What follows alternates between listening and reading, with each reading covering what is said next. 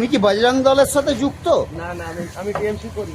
খুনের চেষ্টা করেও ভাবলে সেন অভিযুক্ত গোঁফ পাকাতে পাকাতে বলছেন তিনি তৃণমূল করেন। রিষড়ায় ব্যবসায়ীকে গুলি চালানোর ঘটনায় অভিযুক্তর এমন দাপটে হতভম্ব পুলিশও। মঙ্গলবার ব্যবসায়ীর মাথায় গুলি করে খুনের চেষ্টা করেছিলেন রঞ্জন যাদব নামে ওই যুবক। তাকে গ্রেফতারও করে পুলিশ। কেন খুনের চেষ্টা করেছিল সেই প্রশ্নে পুলিশি ঘেরাটোপে অভিযুক্ত রঞ্জন গোঁফ পাকাতে পাকাতে বলতে থাকেন পুরনো রাগ ছিল, তাই ব্যবসায়ীকে গুলি করেছেন। নিজেই জানিয়েছেন তিনি তৃণমূল করেন।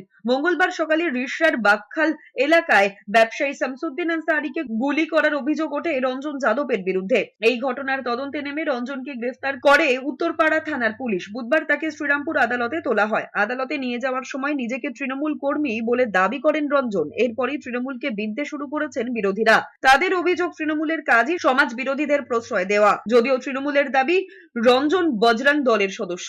সারা পশ্চিমবঙ্গ জুড়ে যত দুষ্কৃতিমূলক ঘটনা হয়, যারা দুষ্কৃতিমূলক ঘটনা করে সবাই প্রত্যক্ষভাবে ও পরোক্ষভাবে তৃণমূল কংগ্রেসের মদতপুষ্ট দুষ্কৃতী।